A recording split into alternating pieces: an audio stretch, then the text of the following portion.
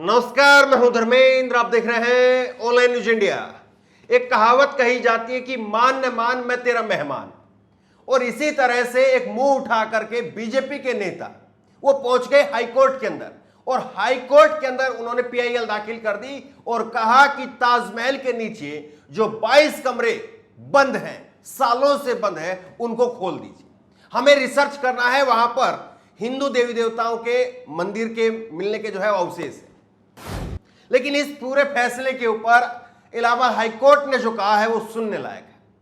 और इस मौजूदा वक्त में जहां पर कोई ज्ञानव्यापी मस्जिद को लेकर के अदालत पहुंच जाता है, कभी कोई मथुरा की स्याही मस्जिद को लेकर के अदालत पहुंच जाता है, कभी कोई ताजमहल को तेजो महल बनाने के लिए वहां पर कोर्ट में पहुंच जाता है, ऐसे में इलाहाबाद हाईकोर्ट ने जो कहा है उसका एक एक अक्षर आपको सुनना चाहिए। हाईकोर्ट ने न केवल कड़ी फटकार लगाई है, बल्कि ऐसी नसीहत दी है ऐसे छुटभइये नेताओं को जो इनके लिए एक सबक होगी कि आपको अगर अदालत का रुख करना है तो उससे पहले थोड़ी बहुत तैयारी कर ली जाए। देखिए क्या कहा है इसने, जज साहब ने जो कहा है वो सुनिए। अदालत में ताजमहल का केस पहुंचा और ताजमहल की केस में याचिका खारिज। हाईकोर्ट ने याचिकाकर्ता से कहा पीआईएल का दुरुपयोग न करे, पहले पीएचडी करें तब कोर्ट में आए। भास्कर की खबर है ये। तो पहले जो है वो आप जाइए, आप जाकर के एमए में एडमिशन लीजिए, एमए करके नेट कीजिए, जेआरएफ कीजिए, पीएचडी कीजिए, ताजमहल के ऊपर रिसर्च कीजिए और फिर उसके बाद में हमारे पास आइए। और कोई यूनिवर्सिटी अगर ये रिसर्च ना करने दे तो हमको बताइए, फिर हम उसमें देखेंगे। लेकिन पढ़ा नहीं, लिखा नहीं कुछ और मुंह उठा करके चल दिए कि नहीं साहब आज ताजमहल के ऊपर झंडा गाड़ देंगे, एक भगवा झंडा यहां पर भी लहरा देंगे और इसको भी कभी शिवालय घोषित करेंगे, कभी तेजो महल घोषित कर देंगे, न जाने उटपटांग नाम जो है वो निकाल करके ले आते हैं। कड़ी फटकार जो है लगाई है याचिकाकर्ता को। फटकार लगाते हुए जज साहब ने कहा कि आप हैं कौन, आप हैं कौन, और यह आपका अधिकार नहीं है और न ही यह आरटीआई के अधिनियम के दायरे में है। ना तो यह आरटीआई के दायरे में आता है, ना कोई आपकी शख्सियत ये है कि आप उसके आधार पर आपको अनुमति दी जाए। और ये जो बंद कमरे हैं ये क्यों बंद है ये मैं आपको बताऊंगा, आगे आखिरी में मैं बताऊंगा। लेकिन पहले जो जज साहब ने कहा है, पहले जज साहब ने जो कहा है उसको सुनिए आप। जस्टिस डीके उपाध्याय ने कहा याचिकाकर्ता पीआईएल व्यवस्था का दुरुपयोग न करे, पहले यूनिवर्सिटी जाएं, पीएचडी करें, तब कोर्ट में आए। कोर्ट ने कहा कि अगर कोई रिसर्च करने से रोके तब हमारे पास में आना। उन्होंने कहा कि कल को आप कहेंगे कि आपको जजों के चैम्बर में आना है। देखिए हंसी आएगी आपको सुन करके, और उसकी क्या हालत होगी जो जाकर के कोर्ट के अंदर जाकर के खड़े होकर के जज साहब के मुंह से सुन रहा होगा, उसके क्या हालत होगी। अगर थोड़ा जमीन हो, जिसको थोड़ा मुद्दों की समझ हो, जिसको लगे कि हाँ देश में जरूरी मुद्दे कौन से हैं वो उठाने चाहिए। भाजपा के नेता ही है, भाजपा के अयोध्या के जिला मीडिया इकाई के प्रभारी हैं, बिल्कुल जो छुट भैया किस्म के नेता होते हैं उस तरह के नेता हैं। और चलिए ठीक है, कोई छुट भैया कोई कहें, कोई बड़ा भैया कहें, उसको चलो हम मान भी लेते हैं कि छोड़ दीजिए।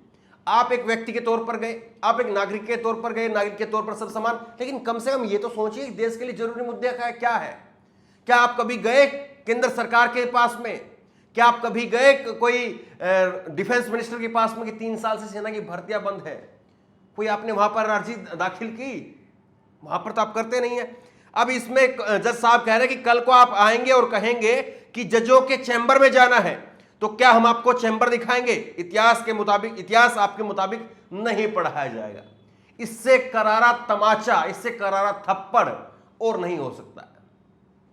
ये सीधे सीधे तो है वो भाजपा के इस नेता, देखिए भाजपा के ये नेता है, इनका फोटो आप देखिए, भाजपा के नेता है और इन्होंने याचिका डाली थी। ये भाजपा के अयोध्या मीडिया प्रभारी हैं डॉक्टर रजनीश सिंह, और 7 मई को इन्होंने याचिका दायर करके ताजमहल में 22 में से 20 कमरे खोलने की मांग की थी।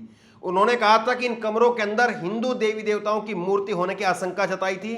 उनका कहना था कि इन बंद कमरों को खोल करके इसका रहस्य दुनिया के सामने लाया जाना चाहिए। अब रहस्य है क्या वो मैं आपको बताता हूं आगे, लेकिन उससे पहले कुछ और मैं अखबारों की और वेबसाइट की कटिंग आपको बता रहा हूं। आज तक ने लिखा है ताजमहल किसने बनवाया, जाओ पहले पढ़ो। 22 कमरे खोलने पर याचिकाकर्ता को हाईकोर्ट की फटकार।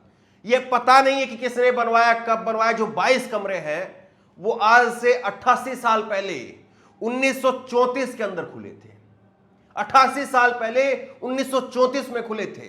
तो इन साहब को थोड़ा रिसर्च तो करना चाहिए कि तब खुले थे तो तब क्यों खुले थे, और तब के बाद में अब तक नहीं खुले तो क्यों नहीं खुले हैं। अब मुंह उठा करके फाइल का आंख में दबा करके पहुंच जाए कोर्ट के अंदर और मीडिया को आकर के बाहर बाइट दें, मीडिया उस पर डिबेट शो करने लग जाए, घंटों घंटों की उस पर कवरेज हो रही है, तो बताइए इसको क्या कहेंगे आप। अमर उजाला ने लिखा है, याचिका खारिज, नहीं खुलेंगे ताजमहल के बंद दरवाजे, हाईकोर्ट की टिप्पणी, कल आप कहेंगे कि मुझे जज के चैम्बर में जाना है।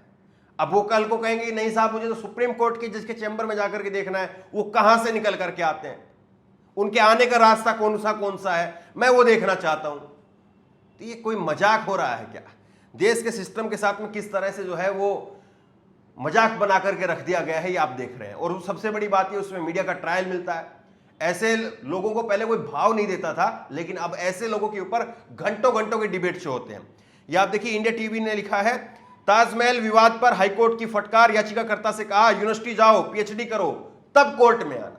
यानी कुछ किया दिया तुमने है नहीं, और तुम चाहते हो यहां पर कोर्ट जो है वो इतना खाली बैठा है, कोर्ट के पास में वैसे ही हजारों की जो है केस लंबित होते हैं, और यहां पर जो है वो आप आकर के फिर कहें कि साहब हमारी एक याचिका है, हमें पता है वहां पर ये रखा हुआ है, आप तलाश करवाइए, और फिर कोर्ट जो है उस पर सुनवाई लगवा दे और कोर्ट फिर वहां पर व्यवस्था बनवाए। यही काम रहेगा कोर्ट का।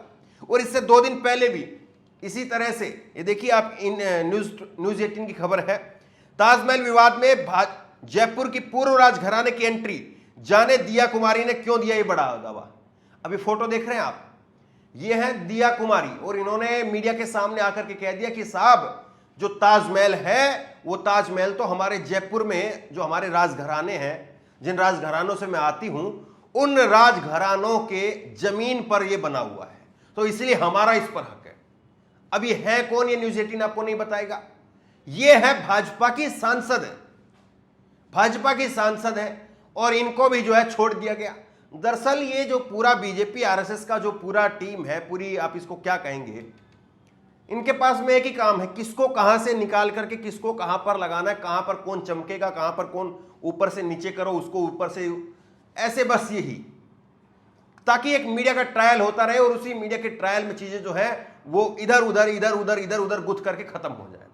और अब मैं दिखाता हूं आपको ये है कौन महाशय जिसके बारे में इतनी चर्चा हो रही है। हमने इसीलिए इसको आखिरी में रखा है ताकि इसके बारे में कम बात हो। ये भाजपा के नेता हैं और ये फोटो आप देख ही रहे हैं इसके। अब देखिए इसके ऊपर जो है वो अलीगढ़ मुस्लिम यूनिवर्सिटी के इतिहास के विभाग के प्रोफेसर हैं नदीम रिजवी, और उन्होंने कहा कि इसको धार्मिक रंग साहब नहीं दिया जाना चाहिए। ताजमहल जो है वो 300 साल तक वो ताजमहल के तहखाने और बाकी हिस्से खुले रहे और उसके कई पीढ़ियों ने उसे देख लिया, कोई चिन्ह नहीं है, और जो हिस्से बंद किए गए हैं वो धार्मिक कारणों से नहीं बल्कि ताज की सुरक्षा और भीड़ और सुरक्षा के लिहाज से इसको बंद किया गया है। जो इतिहासकार है उसको उनको मालूम है 300 साल तक पहले कमरे खुले हुए थे, लोग आते थे जाते थे, लेकिन अब इन कमरों को बंद किया गया। इन कमरों को बंद किया गया किस वजह से? सुरक्षा की वजह से। ताजमहल इन्हीं कमरों के ऊपर खड़ा है। तो जो इतिहासकार हैं, जिन्होंने बनाया है, जिनको उसके बारे में समझ है, जिन्होंने उसके बारे में सालों साल मेहनत करके पढ़ा है, लिखा है कि ताजमहल कैसे खड़ा है, दुनिया का 8वां अजूबा इसीलिए नहीं कहा जाता। लोग इसीलिए उसको देखने के लिए नहीं आते, लोग इसलिए देखने के लिए आते हैं कि ताजमहल इतना सुंदर, इतना आलीशान, सालों साल बाद में भी आखिरकार कैसे खड़ा है। तो ये तो एक रिसर्च है। दुनिया मोहब्बत करती है, दुनिया उस पर प्यार लुटाती है, दुनिया उस पर जाकर के फोटो खींच करके अपनी यादगार के रूप में अपने ड्राइंग रूम में सजाते हैं ताजमहल को, और ये लोग चले आए मुंह उठा करके। तो बहरहाल इस वीडियो को आगे तक पहुंची। जज साहब ने जो कहा है वाकई सलाम भेजने लायक है, और ऐसे फैसलों की दरकार है ताकि आगे से ऐसी कोई PIL दाखिल करे उससे पहले 100 बार सोचे। इस खबर को लेकर, इस वीडियो को लेकर आपकी जो भी राय हो नीचे कमेंट बॉक्स में अपनी राय जरूर दें, और इसी तरह की तमाम खबरों के लिए ऑनलाइन न्यूज़ इंडिया सब्सक्राइब करें, साथ में जो बेल आइकन है घंटी उसको जरूर दबाएं ताकि जैसे वीडियो अपलोड करें उसकी नोटिफिकेशन आपको तुरंत मिल सके। धन्यवाद। चैनल को सब्सक्राइब करें और घंटी जरूर दबाएं।